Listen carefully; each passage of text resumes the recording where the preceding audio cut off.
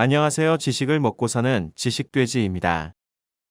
현재 코로나19로 9월로 미루어진 G7 정상회의에 한국을 초청한다고 미국 도널드 트럼프 대통령이 발표하였습니다. 여기서 초청받은 나라는 한국뿐 아니라 러시아, 호주, 인도 등 4개국을 오는 9월 이후 열리는 G7 정상회의에 초청하겠다는 뜻을 밝혔는데요. 정확한 정상회의 날짜는 미국 뉴욕에서 유엔 총회가 열리는 9월 15일쯤 될 것으로 예상되고 있습니다. 하지만 대한민국은 현재 마냥 좋은 일은 아닌 듯 합니다. 시진핑의 방한과 도널드 트럼프의 G7 초청이 한국의 외교적 선택을 하게 하고 있는데요. 좋은 쪽으로만 생각할 수는 없는 것입니다. 미국과 중국은 주요 수출국이며 미국은 13.5%, 중국은 25.1%의 수출 비중을 차지하고 있습니다.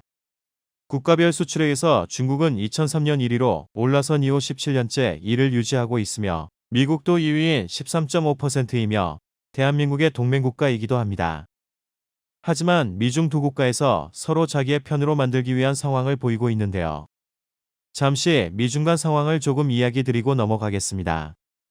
지금 현재 중국과 미국은 기존 무역전쟁과 현재 홍콩 보안법으로 인하여 상당한 마찰이 있는 중입니다. 지난 28일 중국 베이징 인민대회당에서 열린 전국 빈민대표대회 전체회의에서 홍콩 국가보안법 초안이 통과되었습니다. 이것은 평범한 일반인들도 감시망 안에 가둬놓을 가능성이 높아 보입니다. 중국에서는 개인의 자유로운 정치적 견해 표출이 불가능합니다. 하지만 홍콩도 곧 그렇게 변할 것이란 이야기입니다. 이러한 상황에서 홍콩 사우스 차이나 모닝포트스는 지난달 31일 보안법으로 인해 정치적 자유가 축소될 것이라는 우려에 대만, 캐나다, 유럽 등 이민 문의가 급증하고 있다고 보도했습니다. 중국의 홍콩 보안법 강행 처리에 미국 정부의 대응도 있었습니다.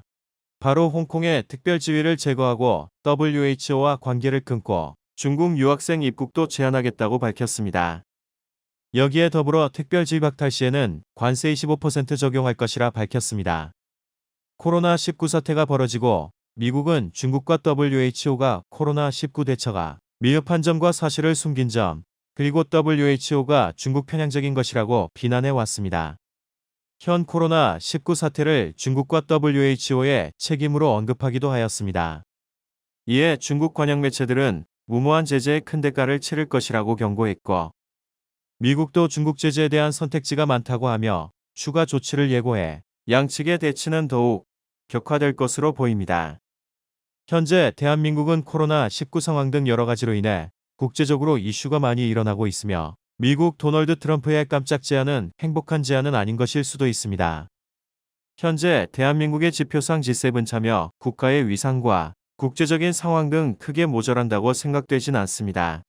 하지만 중국과의 관계도 애매한 상황인 건 분명한 것 같습니다. 왜냐하면 우리나라가 사드 때와 같은 미중 간 외교적 줄타기가 또 발생될 수 있기 때문입니다. 세계적으로 대한민국 국가 위상을 보여줄 수 있는 기회라는 이야기도 많이 나오고 있으며 G11 탄생 가능성, 국제적 위상이 반영될 수 있을지 대한민국 국민으로서 기대와 걱정을 하며 변경되는 내용이 있다면 영상으로 다시 뵙겠습니다. 이상 지식돼지였습니다. 지금까지 시청해주신 여러분 감사드립니다.